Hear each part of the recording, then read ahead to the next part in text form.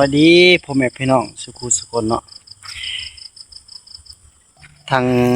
ภายในและต่างประเทศยินดีต้อนรับช่องอาเตอร์ชาแนลเนาะเมื่อนี้เฮาก็สิไปเลาะงมหอยเนาะเลาะเก็บหอยอยู่ในหนองครับพี่น้องเนาะมันสิได้หรือบ่ได้มากับอ้ายกับน้องชายเนาะเจมส์ไปไหมเด้มามันมืดพี่น้องเอ้ยไปติดตามกันเลยพี่น้อง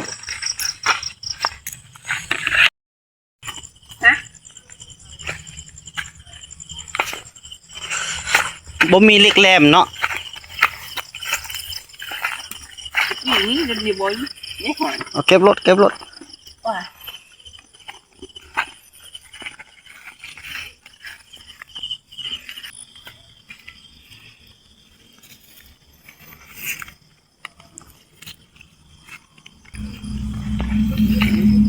ปลาตัวนี้ก็มันตายแล้วบ่อย่างที่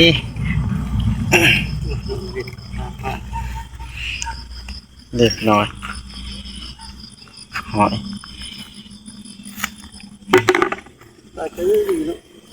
ฮะ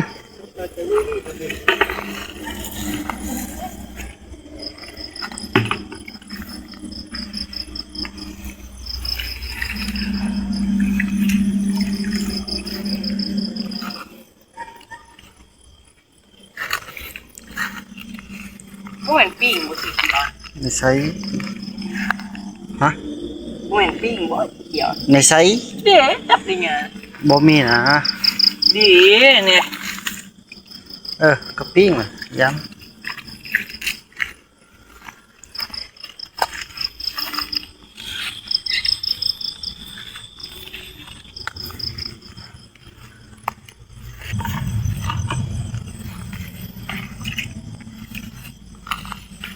บ่เห็นปลาเก็บเอานะแถวแคม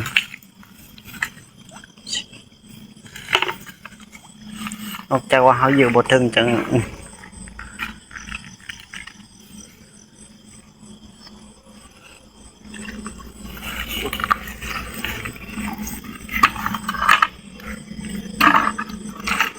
โอ้มาลงที่ขาดตัวครับความลงนี่นะ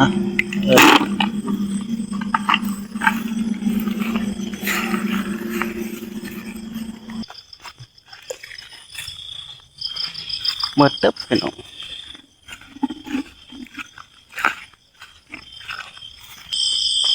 มาเขาสิไปเลาะไปพูนละครนะพี่น้องเนาะไปติดตามกันเลยเขาสิได้ลายหรือได้หน่อยจังหน่อยจังนี้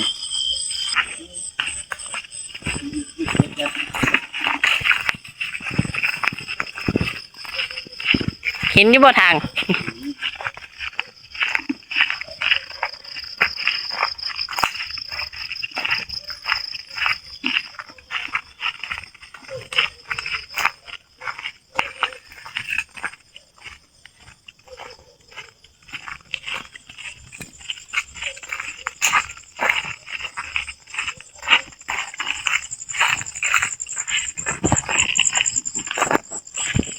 ทางคือบันดาลแบบนี้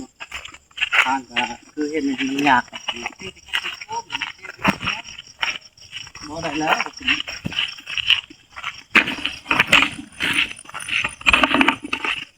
ไป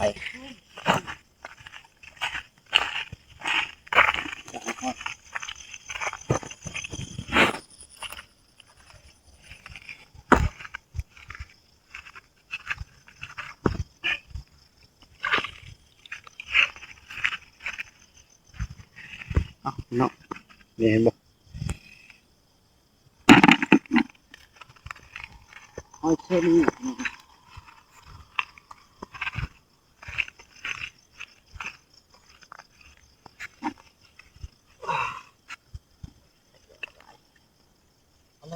โอ้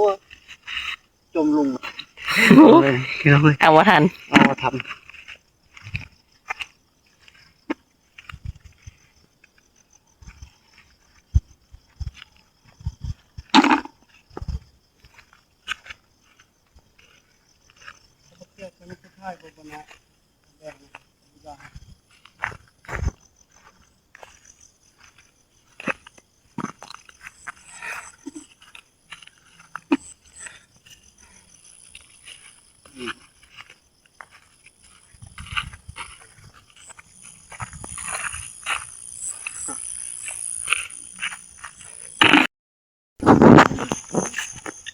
ไปก้อนเขาจบกันนะ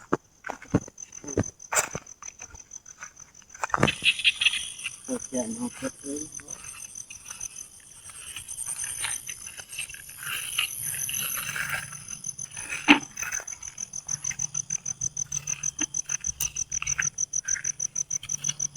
บ่เห็นมันหอยเลย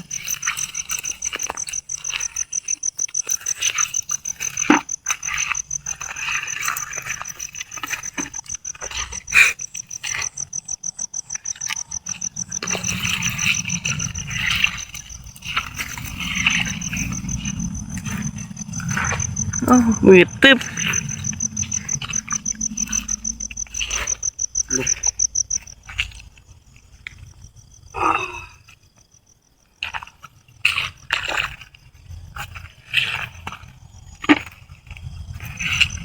หน่อย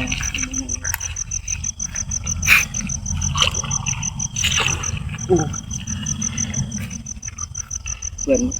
เกิด นั่นได้สินสงขายาว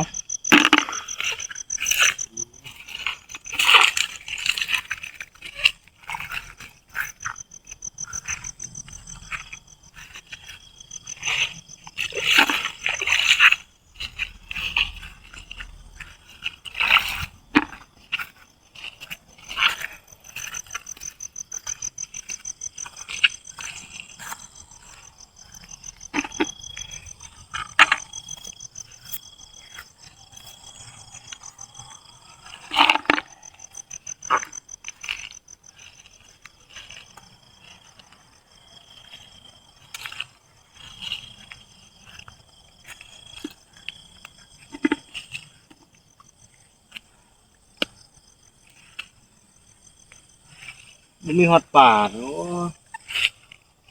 มีแต่หอยเยอะ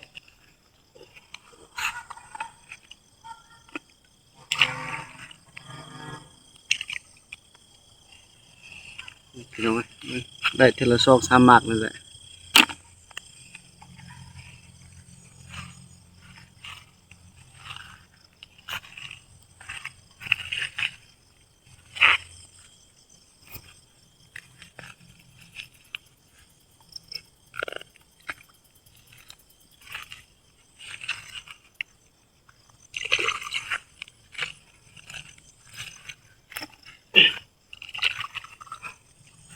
ค่ำคืนนี้เรามาเก็บอันนั้นห้อยเซอรี่พี่น้อง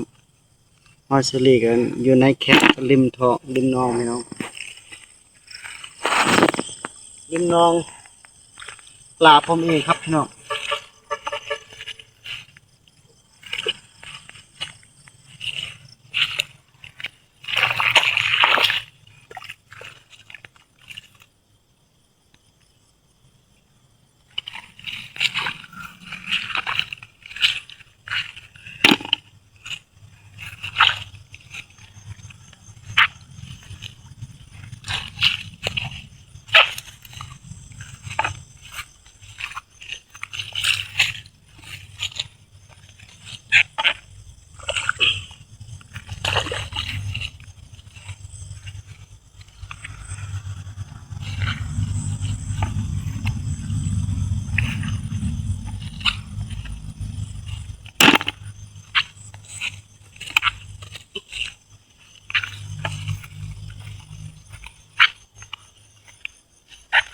นอนมองอ่ะ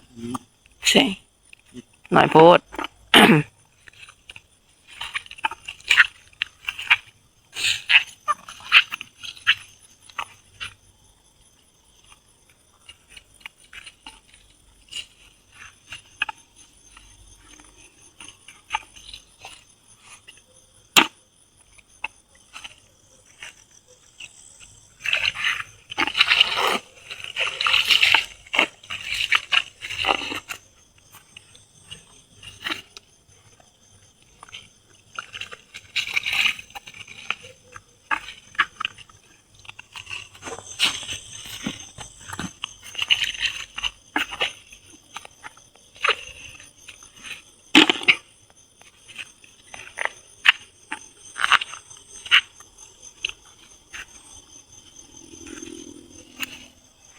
หอน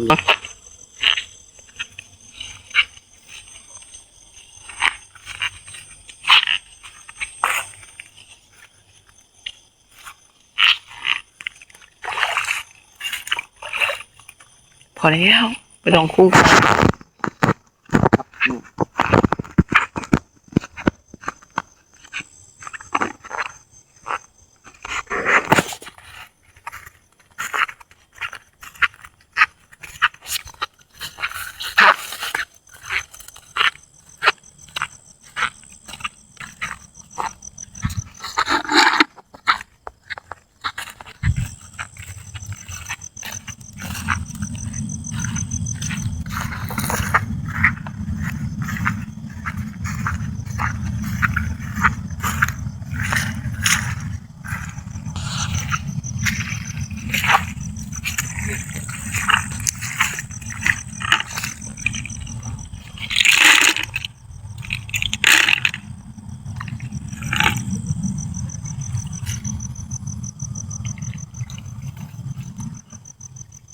บุญบ่ฮอดบ่ได้เป็นแฟนโอ้ยบ่ได้ใส่แนนบ่ได้เป็นคู่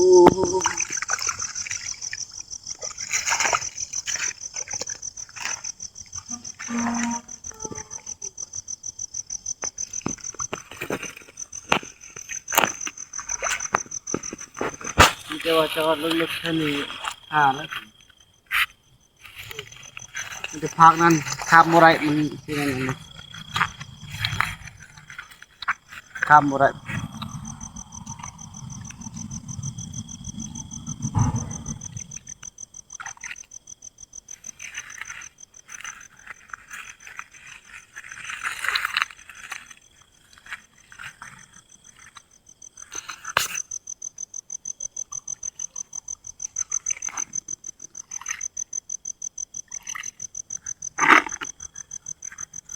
พอแล้วพอได้กิน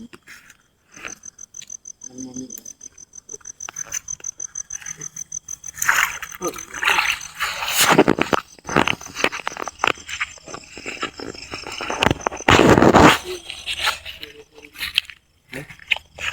ค่อยเอานะนั่นบ่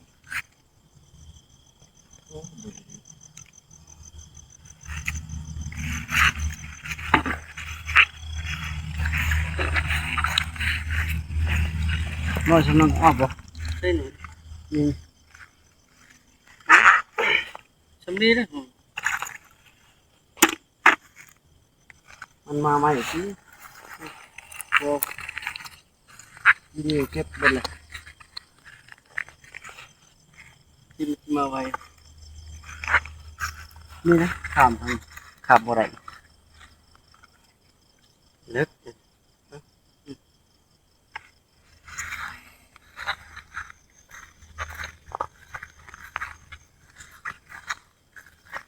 ก็จังสีตอนน้อแม่เขาเจ้าสิข้ามเหรอ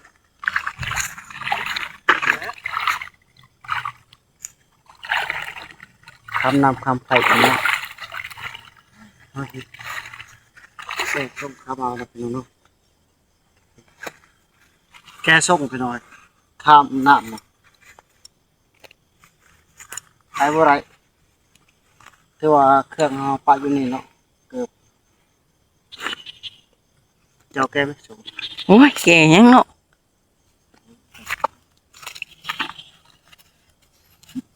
น้ แป๊บข้าวก่อน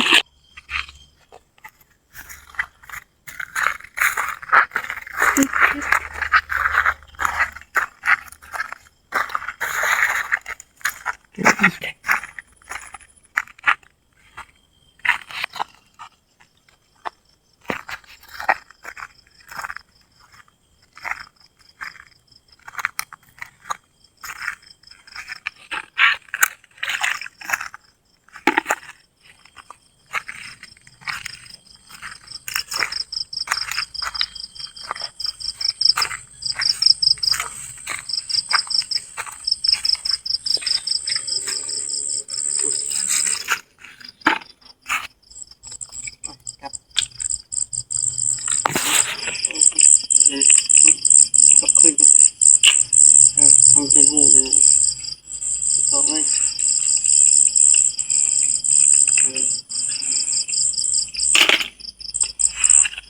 จับบ่มันเล็กใส่สปิดกองนะไปก่อนนะ จึ๊บ